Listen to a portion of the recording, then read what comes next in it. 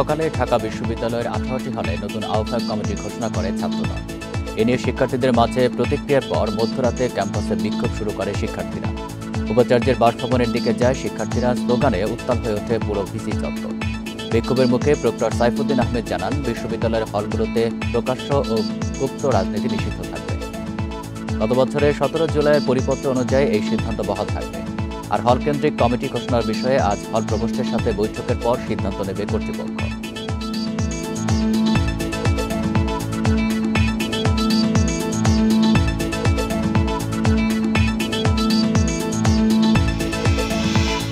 এ নিয়ে প্রতিবেদন থাকছে সংবাদে। স্বাগত সকাল 9টার বিরুদ্ধহীন ইন্ডিপেন্ডেন্ট সংবাদে। আপনাদের সাথে আছি আমি আলী আশরাফ। শুনছিলেন শিরোনাম, যাচ্ছি পুরো খবর। ঢাকা বিশ্ববিদ্যালয়ের হলগুলোতে প্রকাশ্য ও গুপ্ত রাজনীতি নিষিদ্ধ থাকবে বলে জানিয়েছেন প্রক্টর সাইফুদ্দিন আহমেদ। গত বছরের 17 জুলাইয়ের পরিপত্র অনুযায়ী এই সিদ্ধান্ত বহাল থাকবে। ছাত্রদলের হল কমিটি ঘোষণার প্রতিবাদে মধ্যরাতে ক্যাম্পাসের শিক্ষার্থীদের বিক্ষোভের মুখে তিনি একথা জানান। হল কেন্দ্রিক কমিটি ঘোষণার বিষয়ে আজ হল প্রভোস্টের সাথে বৈঠকের পর সিদ্ধান্ত নেবে কর্তৃপক্ষ। ঢাকা বিশ্ববিদ্যালয়ে হল রাজনীতি নিষিদ্ধের দাবিতে শুক্রবার মধ্যরাতে মহসিন হল থেকে শুরু হয় সাধারণ শিক্ষার্থীদের বিক্ষোভ মিছিল। পরে একে একে বিভিন্ন হল থেকে শিক্ষার্থীরা যোগ দেন রাজু ভাস্কর্যের সামনে।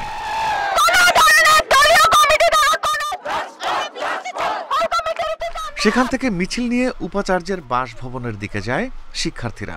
সেখানেই অবস্থান কর্মসূচি শুরু করেন। এ সময় স্লোগানে স্লোগানে উত্তাল হয়ে ওঠে পুরো ভিসি চত্বর। ওই 17 জুলাইয়ের প্রজ্ঞাপনের বিরুদ্ধে গিয়ে তারা শিক্ষার্থীদের বিরুদ্ধে গিয়ে জুলাইয়ের সাথে গাদ্দারি করে তারা কেমনে হল পলিটিক্স দেয়। ভিসির বাসায় সামনে অবস্থান নিয়েছি, যেহেতু আমাকে হল থেকে জানানো হয়েছে যে এই ডিসিশন একমাত্র কেন্দ্রই দিতে পারবে। এই ছাত্রদলে 8 জনকে তারা হল প্রশাসনের কোনো ব্যবস্থা নিতে পারছে না। শিক্ষার্থীদের অভিযোগ, 2024 সালের 17 জুলাই হল রাজনীতি বন্ধ ঘোষণা করলেও শুক্রবার বিভিন্ন হলে ছাত্রদলের কমিটি ঘোষণা করা হয়। আমরা এই সিস্টেমের মধ্যে ছিলাম, তো এই সিস্টেম যে আমরা ভেঙে ফেলছি, এই সিস্টেমকে অনেকে ফিরিয়ে আনতে চায়। ট্রমার উপর দাঁড়িয়ে এই যে রাজনৈতিক সংগঠনগুলো আছে, ছাত্রদল, ছাত্র শিবির, তারা কিন্তু আমাদের এই ট্রমাটাকে নানানভাবে এক্সপ্লয়েট করছে। হল কমিটি দেওয়ার পরেও কোনো হলের কোনো প্রভোস্টের কাছ থেকে আমরা কোনো ছাড়া পাইনি। শিক্ষার্থীদের দাবির মুখে বিশ্ববিদ্যালয় প্রশাসনের পক্ষ থেকে জানানো হয় হল রাজনীতি বন্ধের সিদ্ধান্ত বহাল থাকবে। তবে কমিটি ঘোষণা নিয়ে শনিবারই বিভিন্ন হলের প্রভোস্টদের সঙ্গে বৈঠক করে পরবর্তী ব্যবস্থা নেওয়া হবে। উপাচার্য মহোদয় জানিয়ে দিলেন যে 17 জুলাইয়ে হল পর্যায়ে ছাত্র রাজনীতি সংক্রান্ত যে সমঝোতা হয়েছিল সেই সমঝোতা বহাল থাকবে। প্রকৃতপক্ষে আজকেই 9 তারিখ 11টার সময় প্রভোস্ট স্ট্যান্ডিং কমিটির মিটিং হবে, তাদের সাথে আলাপ করব। প্রশাসনের আশ্বাসে রাতেই কর্মসূচি প্রত্যাহার করেন শিক্ষার্থীরা। Rifat Alam, independent news, Dhaka.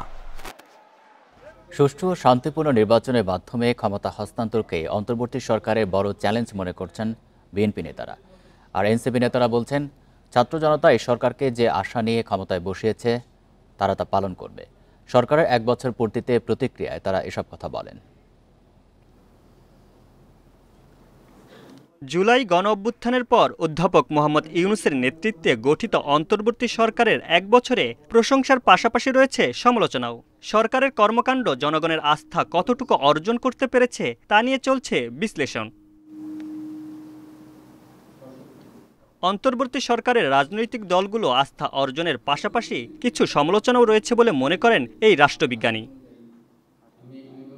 এই 1 বছরের দায়িত্বে থাকাকালীন সময়ে সকল রাজনৈতিক দলগুলোর সাথে মাঝে মধ্যে ভুল বোঝাবুঝি হয়েছে, কিন্তু চূড়ান্তভাবে দুই পক্ষের মধ্যে কোনো ভাঙন সৃষ্টি হয় নাই বা বিভাজন সৃষ্টি হয়নি।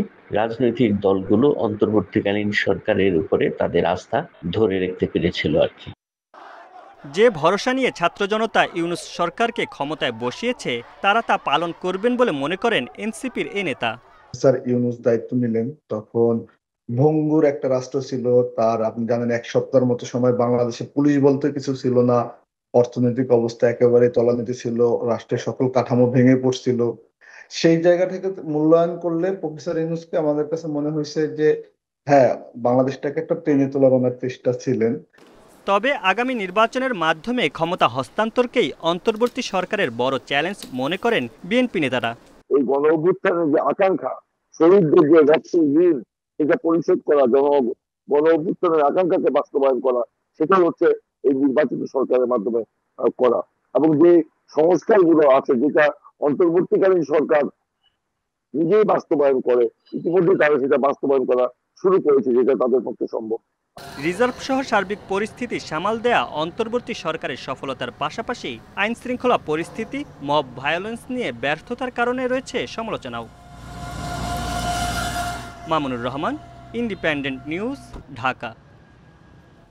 রাজধানীর ডেমরায় মশক নিধন ও বিশেষ পরিচ্ছন্নতা অভিযান চালাচ্ছে ঢাকা দক্ষিণ সিটি কর্পোরেশন। আলোচনাতে যোগ দিচ্ছেন সহকর্মী আদিলুর রহমান। আদিলুর, মশক নিধন এবং পরিচ্ছন্নতা কার্যক্রম শুরু হয়েছে কিনা, কতগুলো এলাকায় চলবে আজকে?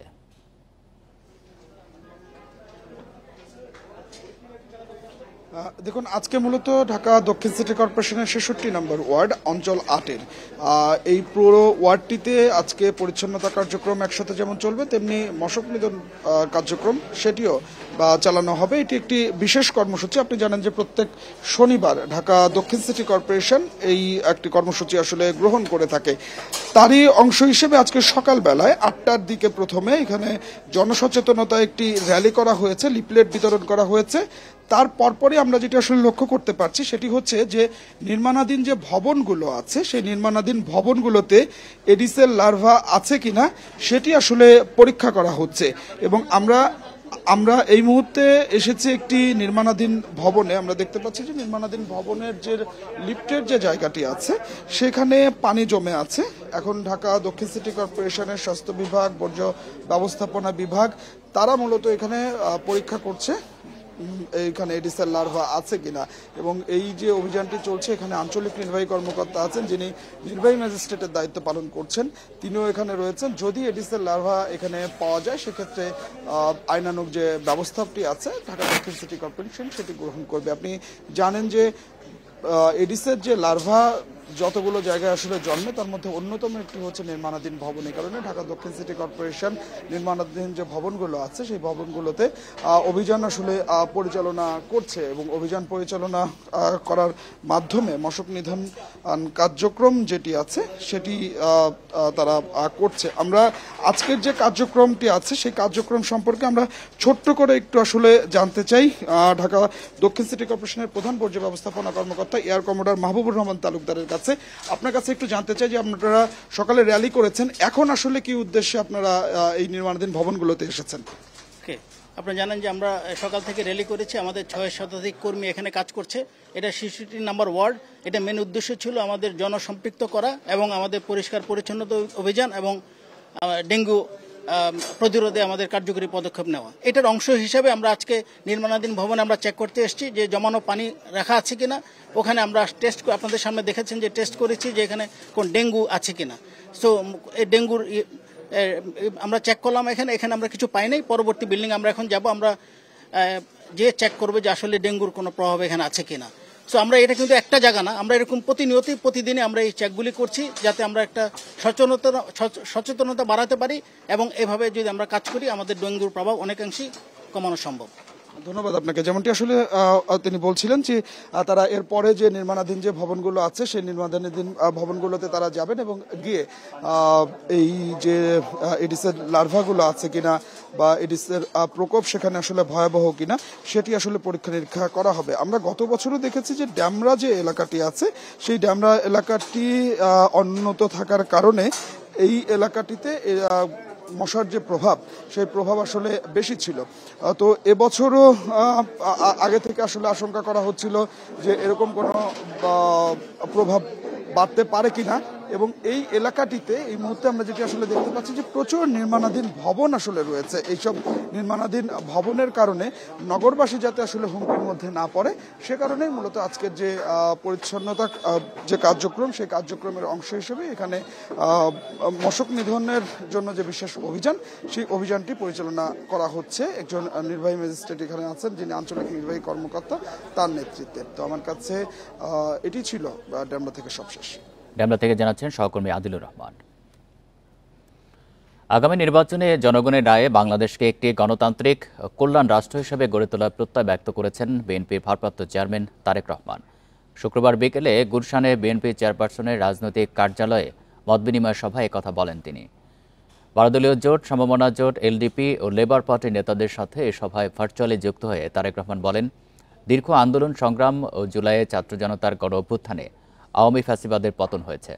আসন্ন নির্বাচনের মধ্য দিয়ে জনগণের রায়ে বাংলাদেশকে একটি গণতান্ত্রিক ও কল্যাণ রাষ্ট্র হিসেবে গড়ে তোলার কথা বলেন তিনি। সভায় আরও উপস্থিত ছিলেন বিএনপি মহাসচিব মির্জা ফখরুল ইসলাম আলমগীর, স্থায়ী কমিটির সদস্য নজরুল ইসলাম খান, বিএনপির ভাইস চেয়ারম্যান আব্দুল আওয়াল মিন্টু সহ নেতারা।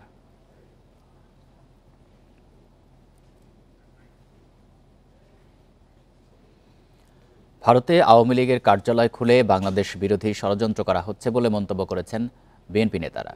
এরই অংশ হিসাবে ভারত সাম্প্রদায়িক দাঙ্গা বাঁধিয়ে নির্বাচন বানচালের পরিকল্পনা করছে বলেও অভিযোগ দলটির নেতাদের। শুক্রবার জাতীয় প্রেস ক্লাবে আলাদা অনুষ্ঠানে দেশবাসীকে ঐক্যবদ্ধভাবে ষড়যন্ত্র মোকাবেলা করার আহ্বান জানান।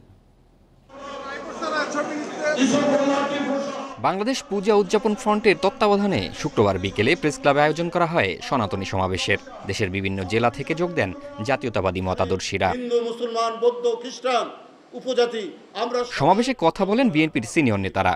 জানান, দেশ ছেড়ে পালালেও থেমে নেই কুটচাল। পার্শ্ববর্তী দেশ ভারতে অফিস খুলে ষড়যন্ত্রে লিপ্ত শেখ হাসিনা। মেজর ধরা পড়ছে, সে আওয়ামী লীগের কর্মীদেরকে প্রশিক্ষণ দেবে, এইরকম নাকি আরও আছে। এই ঘটনাগুলো কিসের? কলকাতায় কার্যালয় আর বাংলাদেশের ভিতরে এই সমস্ত ঘটনার যে যোগসূত্র নেই তা বলা যাবে না। মাস্টার মাইন্ড হয়ে শেখ হাসিনা সেইখান থেকে বাংলাদেশ বিরোধী কার্যকলাপ শুরু করেছে।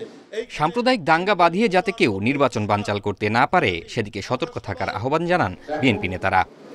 এখনো আওয়ামী লীগের বা ভারতের জন্য বাংলাদেশে একটা দাঙ্গা পড়ে, তাহলে রাজনৈতিক মোড়টা ঘুরাতে পারে, নির্বাচনটা বানচাল হতে পারে।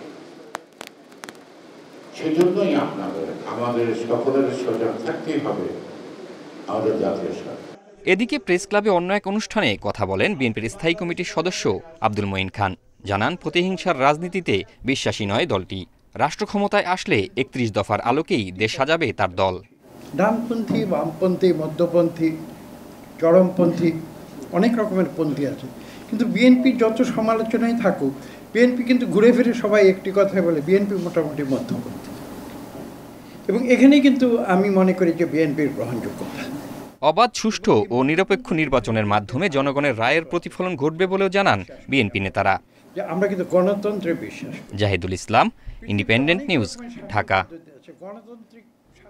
নেতৃত্ব নিয়ে জাতীয় পার্টির বিরোধ চরমে। বহিষ্কৃত নেতারা ডেকেছেন সম্মেলন, যা আইনিভাবে অবৈধ বলছে জিএম কাদের পন্থীরা। আদালতের আদেশের ভুল ব্যাখ্যা দেওয়া হচ্ছে বলেও দাবি মহাসচিব শামীম হায়দার পাটোয়ারির। এদিকে দলচ্যুত আনিসুল চুন্নু গ্রুপ বলছে, গণতান্ত্রিক ধারা অব্যাহত রাখতেই নতুন সম্মেলন। রাজধানীর কাকরাইল ও গুলশানে আলাদা সংবাদ সম্মেলন এসব কথা বলেন দুই অংশের নেতারা। গত 28 জুন হওয়ার কথা ছিল জাতীয় পার্টির সম্মেলন, তবে 16 জুন সম্মেলনের জন্য জায়গা না পাওয়ার কথা বলে তা স্থগিত করেন জিএম কাদের। এর বিরোধিতা করায় আনিসুল ইসলাম মাহমুদ, মুজিবুল হক চুন্নু সহ সিনিয়র নেতাদের বহিষ্কার করেন কাদের। এরপর থেকেই আবারও দুই ভাগে বিভক্ত জাতীয় পার্টি। বিষয়টি গড়ায় আদালত পর্যন্ত। গত 31 জুলাই চেয়ারম্যানের সাংগঠনিক কার্যক্রমের উপর আগামী 12 আগস্ট পর্যন্ত অস্থায়ী নিষেধাজ্ঞা দেয় আদালত। চেয়ারম্যান পদ ধরে রাখতেই সম্মেলন বাতিল করেন জিএম কাদের, এমন অভিযোগ আনিসুল চুন্নুদের। তাই নতুন কমিটি গঠনের সম্মেলন ডেকেছে আনিসুল চুন্নু গ্রুপ, যা আইনিভাবে অবৈধ বলছে কাদের গ্রুপ। স্পষ্ট যে আমরা শপথে সকলে বহাল আছি। নট অনলি দ্যাট, উনি যে চেয়ারম্যান জিএম কাদের, তার সাংগঠনিক কর্মকাণ্ডের উপর তার বিধিনিষেধ হয়েছে। জাতীয় পার্টির কোনো মিটিংয়ে তারা অংশগ্রহণ করতে পারেন না, জাতীয় পার্টির কোনো মিটিং তারা ডাকতে পারেন না, তথাকথিত প্রেসিডিয়াম মিটিং হতে পারে না, তথাকথিত প্রেসিডিয়াম মিটিংয়ে তারা অংশগ্রহণ করতে পারে না। কাউন্সিল ডাকার কোনো এখতিয়ার কোনোভাবেই তাদের নাই। জাতীয় পার্টির গঠনতন্ত্র অনুযায়ী নিজেকে ভারপ্রাপ্ত চেয়ারম্যান দাবি করেছেন আনিসুল ইসলাম মাহমুদ। যদিও কাদেরপন্থীরা বলছেন, আদালত বহিষ্কৃত নেতাদের পদ ফিরিয়ে দেওয়ার কোনো আদেশ দেয়নি। যদি পদে সিনিয়র কো চেয়ারম্যান থাকে বা চেয়ারম্যান থাকে, তাহলে তিনি হবেন ভারপ্রাপ্ত চেয়ারম্যান। সেই হিসাবে কিন্তু আমি ভারপ্রাপ্ত চেয়ারম্যান। চেয়ারম্যান পদ বাতিল করা হয়নি, চেয়ারম্যান পদ অবৈধ ঘোষণা করা হয়নি এবং যারা বহিষ্কৃত ছিল কাউকে রিইনস্টেটের কোনো আদেশ দেয়া হয়নি। অর্থাৎ আইনের চোখে যারা বহিষ্কৃত হয়েছিল প্রাথমিক সদস্য পদসহ অদ্যাবধি তারা এখনও বহিষ্কৃত আছেন। নির্বাচন প্রসঙ্গে কাদেরপন্থী গ্রুপ বলছে, এখন ভোটের পরিবেশ নেই, সরকার তা ফেরাতে পারলে অংশ নেবেন তারা। আর আনিসুলপন্থীরা নির্বাচনে অংশ নেওয়ার প্রস্তুতি নিচ্ছে বলে জানা গেছে। ঠিক এটি হচ্ছে লিগ্যাল পজিশন। বন ইবনে কামাল, ইন্ডিপেন্ডেন্ট নিউজ, ঢাকা। ১.৫ দশক পর রাজশাহী মহানগর বিএনপির সম্মেলন রোববার। এ নিয়ে চাঙ্গা রাজশাহী বিএনপির নেতাকর্মীরা।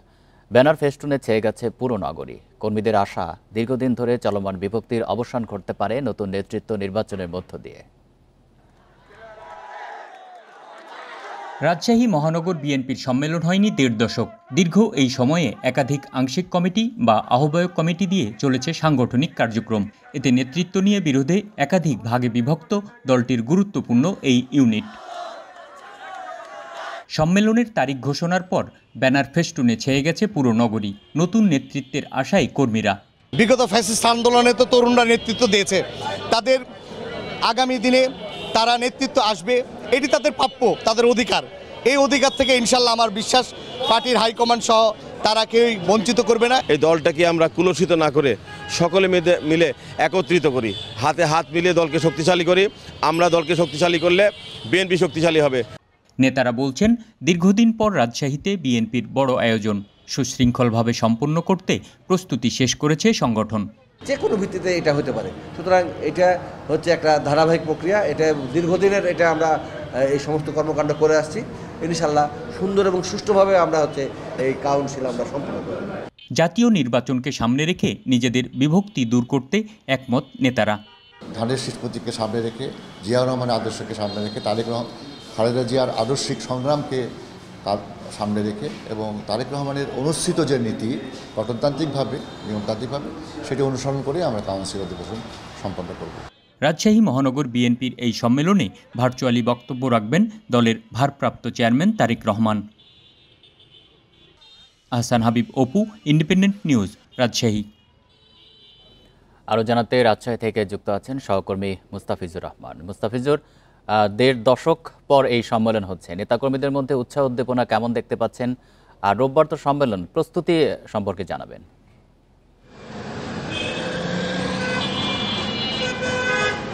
দেখুন, দীর্ঘদিন পর বিএনপি অনেকটা চাঙ্গা হতে চলেছে বলা যেতে পারে। অর্থাৎ দীর্ঘ সময়, প্রায় ২০০৯ সালের সর্বশেষ তাদের যে সম্মেলনটি অনুষ্ঠিত হয়েছিল, এরপর থেকে কিন্তু বিএনপি নেতাকর্মীরা সেভাবে মাঠে নামতে পারেনি, এক কথায় যদি বলা হয়ে যেতে পারে। ঠিক সেই পরিবর্তিত পরিস্থিতিতে বিএনপি এখন মাঠে নামছে, তাদের বিভিন্ন অঙ্গ সংগঠন বিভিন্ন কর্মসূচি দিচ্ছে, তারা বিভিন্ন দলীয় কর্মসূচি পালন করছে, স্বতঃস্ফূর্তভাবে দলীয় নেতাকর্মীরা তাদের সেই কর্মসূচিতে অংশগ্রহণ করছে, যার ফলে বিএনপিতে এক প্রকার বলা যেতে পারে যে একটা চাঙ্গা ভাব সেটি কিন্তু এখন বিরাজমান। আর যেহেতু সম্মেলন সামনে, অর্থাৎ ত্রিবার্ষিক সম্মেলন আগামীকাল, এবং সেই সম্মেলনে বক্তব্য রাখবেন দলের ভারপ্রাপ্ত চেয়ারম্যান তারেক রহমান, যার ফলে বিএনপির তৃণমূল থেকে কেন্দ্র পর্যন্ত সর্বত্রই কিন্তু এর যে আমেজ সেটি কিন্তু বিরাজ করছে বলা যেতে পারে। রাজশাহী নগর জুড়ে উৎসবের আমেজ কিন্তু বিরাজ করছে। সেই সাথে বিএনপির এইখানে যে মহানগর কবির যে সংগঠন হবে, সেখানে সভাপতি এবং সাধারণ সম্পাদক পদে কিন্তু একাধিক প্রার্থী রয়েছেন, যার ফলে এইখানে যারা বিএনপি যারা সমর্থক রয়েছেন, তৃণমূলের যারা রয়েছেন, যারা নবীন প্রবীণ, সকলের মধ্যেই একটি কিন্তু যে গণতান্ত্রিক চর্চা, অর্থাৎ বিএনপি যে গণতান্ত্রিক একটি দল এবং গণতন্ত্র চর্চা করে সেটি কিন্তু এখানে পরিষ্কারভাবে উঠে আসছে। এটি কিন্তু এখানে কিন্তু তারা বক্তব্য রাখছেন এবং তারা মনে করছেন এবং তারা বলছেন যে এখানে যেমন সাধারণ সম্পাদক পদে অর্ধ ডজনের মতো প্রার্থী রয়েছেন, সভাপতিতেও রয়েছেন, যার ফলে এটিকে কিন্তু বিএনপি যারা নেতাকর্মীরা রয়েছেন, রাজশাহী মহানগরীতে যারা রয়েছেন, যারা কেন্দ্রীয় পর্যায়ে রয়েছেন, তারা কিন্তু এটিকে খুব ইতিবাচক একটি দিক হিসেবে তারা দেখছেন এবং তারা বলছিলেন যে বিএনপির সর্বত্রই গণতন্ত্র চর্চা প্রতিষ্ঠিত হোক, গণতন্ত্রের যে চর্চা সেটি অব্যাহত থাক, সেটি কিন্তু তাদের এই যে সম্মেলন, ত্রিবার্ষিক যে সম্মেলন আসছে সেটি একটি দৃষ্টান্ত হয়ে থাক, এটি কিন্তু যারা কেন্দ্রীয় নেতারা রয়েছেন তারা কিন্তু বলছিলেন। এবং তারা বলছিলেন যে এই যে সম্মেলনে যারা নেতৃত্ব দিবেন, অর্থাৎ এই সম্মেলন যারা নেতৃত্বে আসবেন, মহানগরে সাধারণ সম্পাদক, সভাপতি সহ সহ অন্যান্য যে পদগুলো রয়েছেন, এবং তারা চাচ্ছিলেন যে এইখানে একটি চুলচেরা বিশ্লেষণ চলছে যে এখানে নবীনদের জায়গা হবে না, প্রবীণদের জায়গা হবে না, যারা ত্যাগী নেতা ছিল, যারা দীর্ঘদিন দলের কারণে লাঞ্ছিত হয়েছে, জেল জুলুমের শিকার হয়েছে, ঠিক তারা এখানে স্থান পাবে। অর্থাৎ ত্যাগীদের মূল্যায়ন কতটা হবে না প্রবীণদের অভিজ্ঞতা এখানে গুরুত্ব পাবে, অথবা এখানে নবীন এবং প্রবীণ মিলিয়ে এই সংগঠনটি গড়ে উঠবে, এই ধরনের কিন্তু নানা ধরনের চুলচেরা বিশ্লেষণ চলছে। নগর জুড়েই কিন্তু বিভিন্ন মোড়ে মোড়েই বিএনপি নেতাকর্মী তাদের যে কর্মসূচি রয়েছে সেগুলো পালন করছে এবং নেতাকর্মীদের নিয়ে তারা বিভিন্ন শোডাউন দিচ্ছে। অর্থাৎ এখানে বলা যেতে পারে যে নগর জুড়েই বিএনপির যে গণতান্ত্রিক চর্চা, বিএনপির যে উৎসব এবং বড় নগর জুড়ে ব্যানার ফেস্টুনে ভরে উঠেছে। অর্থাৎ এখানে বলা যেতে পারে যে আগামী কালকের জন্য, অর্থাৎ এখানে যারা বিএনপি নেতাকর্মীরা রয়েছেন তৃণমূল থেকে প্রবীণ পর্যন্ত, প্রত্যেকের প্রত্যাশা রয়েছে যে আগামীকাল তাদের ভারপ্রাপ্ত চেয়ারম্যান তারেক রহমান তাদের কি দিক নির্দেশনা দেন, সেই সাথে আগামী জাতীয় নির্বাচনের প্রস্তুতিও কিন্তু সেই সাথে তারা সম্পন্ন করতে চাচ্ছেন। তো এখন বলা যেতে পারে রাজশাহী জুড়েই আগামীকাল বিএনপির যে ত্রিবার্ষিক সম্মেলন সেটি নিয়েই কিন্তু একটি উৎসবের আবেগ বিরাজ করছে। এ ছিল রাজশাহী থেকে সর্বশেষ। রাজশাহী থেকে জানাচ্ছেন সহকর্মী মুস্তাফিজুর রহমান। লক্ষ্মীপুর সদরে একটি বাড়িতে অভিযান চালিয়ে অস্ত্র, মাদক সহ সাবেক ছাত্রলীগ নেতা ও আরও 2 জনকে আটক করেছে সেনাবাহিনী। প্রত্যক্ষদর্শী ও সেনাবাহিনীর সূত্রে জানা যায়, অস্ত্র ও ইয়াবা সহ কয়েকজন যুবক পৌরসভার 15 নম্বর ওয়ার্ডের একটি বাড়িতে অবস্থান করছিল। এমন সংবাদের ভিত্তিতে রাতে অভিযান চালায় সেনাবাহিনীর সদস্যরা। এ সময় আহমদ আল মারুফ রবিন, আহমদ আল আরিফিন রিমন ও এহসান আহমেদ নামে 3 ব্যক্তিকে আটক করা হয়।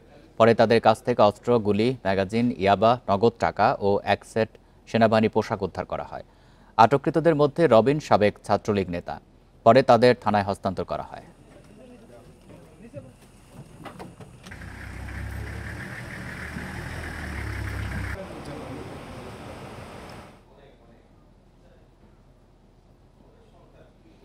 আগ্রাবাদ, হালি শহরের মতো চট্টগ্রাম নগরীর গুরুত্বপূর্ণ এলাকায় বৃষ্টির দিনে সড়ক খুঁড়েছে ওয়াসা। এতে চরম ভোগান্তিতে নাগরিকেরা। বায়ু নিষ্কাশনে পাইপলাইন বসাতে এই কাজ চলছে। বৃষ্টিতে কাজ বন্ধ রাখতে সিটি কর্পোরেশন চিঠি দিলেও ওয়াসার কর্তারা জানিয়েছেন প্রকল্পটি বাস্তবায়ন করতেই হবে। তবে নির্দেশনা না মানলে ব্যবস্থার হুঁশিয়ারি দিয়েছেন মেয়র।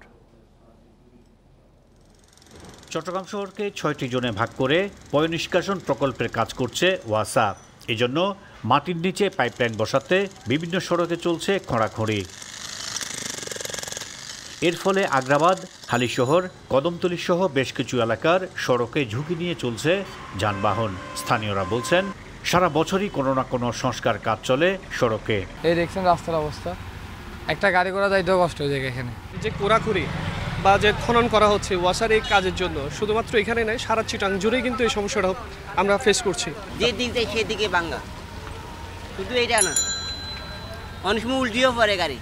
বৃষ্টিতে কাজের জন্য দুর্ভোগ হলেও কিছু করার নেই বলছে ওয়াসা। কাজ শেষ হলে সুফল মিলবে বলছে তারা। প্রায় 15 মিটার নিচ দিয়ে আমরা 2100 মিলিমিটার ডায়া পাইপলাইনের আমরা পাইপ জ্যাকিংয়ের মাধ্যমে আমরা যাচ্ছি সেখানে। সেই কাজটুকু বাকি আছে কিছু, আর বাকি আছে আপনার হাউস কানেকশনও বাকি আছে।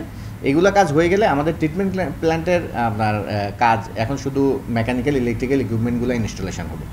সিটি মেয়রের দাবি, অসময়ে কাজ বন্ধের জন্য ওয়াসাকে চিঠি দিয়েছেন তারা। কোনো পদক্ষেপ না নিলে ব্যবস্থা নেওয়া হবে। ইঞ্জিনিয়ারকে ডেকে বলেছে, তাদের এখানে এমডি সাহেবকে বলা হয়েছে, সেখানে ইনস্ট্রাকশন দেওয়া হয়েছে। তারপরেও যদি তারা এই ধরনের বর্ষাকালে এইসব কাজ করে জনদুর্ভোগ করে, অবশ্যই তাদের ব্যাপারে কিন্তু আমি কড়া ইনস্ট্রাকশন আমি দেওয়ার পরে যদি না হয় আমি অন্য ব্যবস্থা নিচ্ছি। প্রথম ধাপে কাজ চলছে হালিশহর, কালুরঘাট, বাকলিয়া, কাট্রলি ও পতেঙ্গা এলাকায়। পরের ধাপে আরও কিছু জায়গার সড়কে হাত দেবে তারা। পুরো প্রকল্প 2032 সালে শেষ করার লক্ষ্য। Ahsan Riton, independent news, Chattogram. এ বিষয়ে আরও জানাতে চট্টগ্রাম থেকে যুক্ত হচ্ছেন সহকর্মী অনুপম শীল। অনুপম, বৃষ্টির দিনে সড়ক খোঁড়াখুঁড়িতে জনগণের ভোগান্তির চিত্র জানাবেন। আর এর আগের সংবাদে আপনি জানাচ্ছিলেন যে সিটি কর্পোরেশন এবং ওয়াসার মধ্যে এক ধরনের সমন্বয়হীনতা রয়েছে। সেটির কারণ কি? সমাধানের কোনো উদ্যোগ নেওয়া হয়েছে কিনা? শুধু সিটি কর্পোরেশন এবং ওয়াসার মধ্যে সমন্বয়হীনতা বিষয়টি সেরকম না। অন্যান্য সেবা সংস্থার মধ্যেও নগরের উন্নয়নের ক্ষেত্রে যে কার্যক্রম পরিচালনা সেটি নিয়ে যথেষ্ট সমন্বয়হীনতা আছে। আমরা এখন সিডিএ এভিনিউ সড়কে আছি এবং আমার পাশে দেখতে পাচ্ছেন যে এখানে এলিভেটেড এক্সপ্রেসওয়ের র্যাম্প নির্মাণের কাজ চলছে এবং প্রায় 3 বছর ধরে অত্যন্ত গুরুত্বপূর্ণ এবং চট্টগ্রাম নগরীর বলা যায় একেবারে লাইফ লাইন এই সড়কটি সিডিএ এভিনিউ। এই সড়কের প্রায় 1.5 থেকে 2 কিলোমিটারের মতো অংশ এরকম নির্মাণ কাজের কারণে অর্ধেকেরও বেশি বন্ধ হয়ে আছে। আপনি রাস্তার অবস্থাটা একটু দেখলেই বুঝতে পারবেন যে একেবারে খুব সংকীর্ণ একটি জায়গা দিয়ে গাড়ি চলাচল করার সুযোগ আছে, বাকি যে অংশটি আছে সেখানে নির্মাণ কাজ চলছে এবং পাশাপাশি নির্মাণ কাজের পরে যে রাস্তার যে ক্ষত সেটি সারানো হয়নি এবং এর ফলে দুই ধরনের অসুবিধা হচ্ছে। প্রথমত হচ্ছে ভাঙা রাস্তায় যান চলাচলে একটি ভোগান্তি আছে, দ্বিতীয়ত হচ্ছে যানজটের ভোগান্তি। আজকে শনিবার সে কারণে ছুটির দিন, এই জন্য অফিস আদালত বন্ধ বা স্কুল, এখানে এই সড়কে 3টি বড় স্কুল আছে, এই সড়কে এখন এই মুহূর্তে যানজট দেখা যাচ্ছে না, কিন্তু অন্য সময়গুলোতে অর্থাৎ সপ্তাহের খোলার সময়গুলোতে এখানে প্রচুর সংখ্যক মানুষ শুধুমাত্র যানজটের কারণে তীব্র ভোগান্তিতে পড়ে এবং এই অবস্থা শুধুমাত্র যে এই সিডিএ এভিনিউতে তা না, চট্টগ্রামের 30 থেকে 35টি বড় সড়কে কিন্তু খানাখন্দ এবং উন্নয়ন কাজের কারণে যে খোরাখুরি সেটির ফলে সাধারণ মানুষ ভোগান্তিতে আছে। বিশেষ করে ওয়াসার কথাটি আমরা নিউজে জানছিলাম যে ওয়াসার সুয়ারেজ প্রকল্পের কারণে হালিশহর, পতেঙ্গা, কালুরঘাট এই সমস্ত এলাকায় ঘন্টার পর ঘন্টা মানুষের যানজটের ভোগান্তিতে পড়তে হচ্ছে, পাশাপাশি ভাঙা রাস্তা চলাচল তো আছে। তার মধ্যে বর্ষা মৌসুমে এখন এই ভাঙা অর্থাৎ খোরাখুরির ফলে এই ভাঙা রাস্তা চলাচলের ভোগান্তি আরও বেড়েছে। আমরা দেখি যে চট্টগ্রাম সিটি কর্পোরেশনের যদি গত বছরের অর্থ বছরের বাজেটও খেয়াল করি, আমরা দেখছি যে গত 3 বছরে অন্তত চট্টগ্রাম সিটি কর্পোরেশন 2,500 কোটি টাকা শুধুমাত্র সড়কগুলো সংস্কারের কাজে তারা ব্যয় করেছে, কিন্তু সেটির যে সুফল সেটি আসলে সাধারণ মানুষ খুব একটা পাচ্ছে সেটি বলা যাবে না, কারণ সাধারণ মানুষকে কিন্তু এই ভাঙা রাস্তাতেই চলাচল করতে হচ্ছে। চট্টগ্রাম থেকে জানাচ্ছেন সহকর্মী অনুপম শীল। কাপ্তাই হ্রদের পানি বাড়ায় 1 সপ্তাহ ধরে পার্বত্য এলাকার প্রায় 11,000 মানুষ পানিবন্দী অবস্থায় রয়েছেন। বাঁধের 16টি গেট দিয়ে পানি ছাড়া হয়েছে। অন্যদিকে বৃষ্টি, পাহাড়ি ঢলের কারণে ধীর গতিতে পানি নামছে। এই কারণে বাড়ছে ভোগান্তি। বর্তমানে হ্রদের পানির উচ্চতা সমুদ্রপৃষ্ঠ থেকে 108.70 ফুট উপরে বলে জানিয়েছে জলবিদ্যুৎ কর্তৃপক্ষ। বৃহস্পতিবার থেকে কাপ্তাই বাঁধের স্পিলওয়ে দিয়ে 3.5 ফুট করে ছাড়া হচ্ছে পানি। এর জেরে ধীরগতিতে পানি নামলেও এখনও হাজারো বাড়িঘর তলিয়ে আছে, ডুবে আছে অর্ধশত প্রাথমিক বিদ্যালয়, রাস্তাঘাট। জেলায় পানিবন্দী আছে প্রায় 10,000 মানুষ। 5টা দিন ধরে পানিবন্দী ভাই, আমরা চুলা ডুবি গেছে, আমরা ভাত পানি রাঁধতে পারতেছি না, আমাদের খাট পালং ঘর বাড়ি সবকিছু ডুবি গেছে এবং কি আমরা রান্না বান্দা করে কোনো খাইতে পারতাছি না, আমরা খুবই কষ্টতে আছি। দুর্গত এলাকায় খাদ্য সহায়তা দেওয়ার পাশাপাশি পানি নিয়ন্ত্রণে রাখতে বিদ্যুৎ কেন্দ্র কর্তৃপক্ষের সাথে সার্বক্ষণিক যোগাযোগ রাখা হচ্ছে জানিয়েছে জেলা প্রশাসন। তো আমাদের লংগদু সদর উপজেলা, বাগাছড়ি উপজেলায় আপনার পানির উচ্চতা বেড়েছে। ওখানে আমাদের উপজেলা প্রশাসন এই বিষয়ে সব সময় এবং আপনার অ্যাক্টিভ রয়েছে। এদিকে কাপ্তাই লেকের পানি বাড়ায় 4 দিন ধরে পানিবন্দী খাগড়াছড়ির মহালছড়ির 6 গ্রামের 200 পরিবার। স্থানীয়রা জানায় সিলেটিপাড়া, চট্টগ্রামপাড়া, ব্রিজপাড়া, কাপ্তাইপাড়া থেকে পানি নামছে ধীর গতিতে। সড়কে পানি থাকায় মহালছড়ি উপজেলার সঙ্গে বিচ্ছিন্ন রয়েছে মোবালছড়ি ইউনিয়নের যোগাযোগ। লেকের পানি ঢোকার কারণে আমাদের এদিকে চলাফেরা কষ্ট হচ্ছে, গাড়ি ঘোড়া চলতে পারতেছে না, মানুষজন আসতে পারতেছে না। রাস্তার কাজ যদি সংস্কার করা হয়, আমি মিনিমাম 3 ফিট উচ্চতা বাড়ানোর জন্য যথাযথ কর্তৃপক্ষের সুদৃষ্টি কামনা করছি। এদিকে কাপ্তাই হ্রদের পানি প্রবাহে বেড়েছে কর্ণফুলীর নদীর স্রোত। এর জেরে রাঙামাটি বান্দরবান সড়কের চন্দ্রঘোনা ফেরি দিয়ে যানবাহন পারাপার বন্ধ রাখা হয়েছে। তাপস সরকার, ইন্ডিপেন্ডেন্ট নিউজ।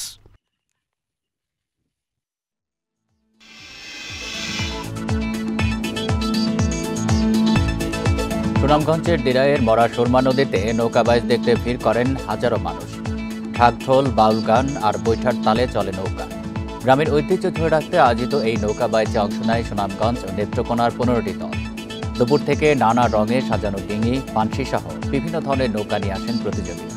প্রায় 2 কিলোমিটার বাইচে অংশ নেন শতাধিক মাঝি মাছ।